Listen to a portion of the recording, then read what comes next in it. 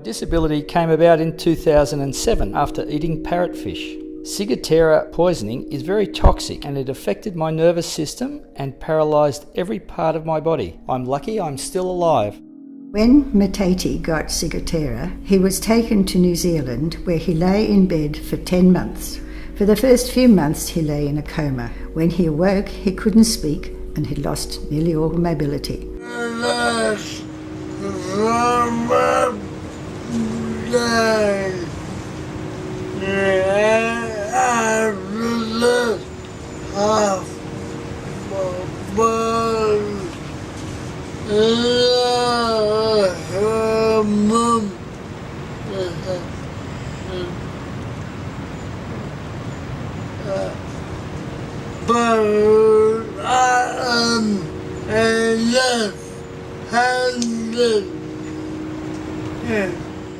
Fish poisoning contributed a big change, not only in my own role, but in my life as a whole.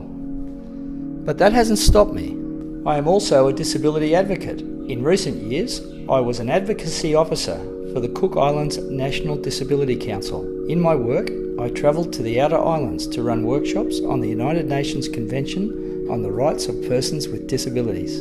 In that role, I was struck by how people living with a disability day to day had to deal with being mostly invisible and, at its worst, ignorance, contempt and abuse. During my able days as a chief instructor for the Cook Islands Outdoor Challenge program, I assisted on the land search and rescue team.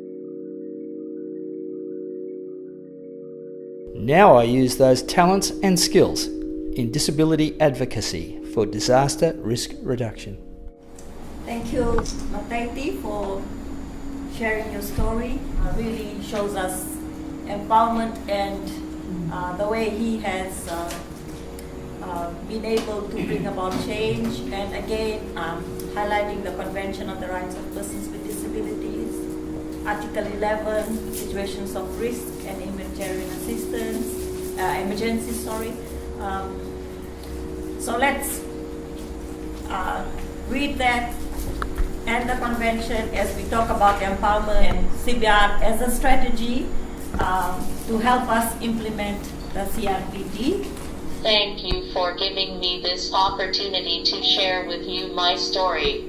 I would like to ask one of my colleagues to help me by reading it from the screen. The title is called Disaster and Disability. Matati is a 49-year-old man who has severe paralysis since 2007 after suffering ciguatera, which is a fish poisoning. Here he provides a personal perspective of disability and disaster in his native Cook Islands. At about 5 p.m. on 5th of February 2013, I was walking home in the rain from my job at Tawairo Community Rehabilitation Clinic when my wife telephoned and told me that a tsunami alert had been issued after a magnitude 8 earthquake in the Solomon Islands. I was suddenly very frightened and not able to walk very fast. Speeding vans, pickup trucks and cars began to pass me. I recognised some of the families inside, yet not one person stopped to help me, even though some would have known of my difficulty in such a situation. While I understand people's terrified focus on their own safety and that of their families in an emergency, I was still quite shocked to be simply ignored on the road. It made me realise how vulnerable and alone I, as a person living with a disability, can be at times of potential disaster.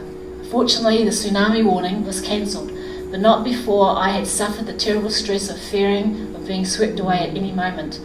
I think that feeling of utter vulnerability is a common one for people who have disabilities, confronted with an emergency situation. Now I realise that unless we change attitudes in our society during quiet times, then it is next to impossible to expect people to be sensitive to people living with a disability during disasters when they themselves are under tremendous stress. In other words, reducing disaster risk for people living with a disability is simply one part of building a better, more inclusive society and normal life. In simple terms to me, that would mean the next time a person living with a disability is alone and vulnerable on the street during a disaster alert, a vehicle is sure to stop and help.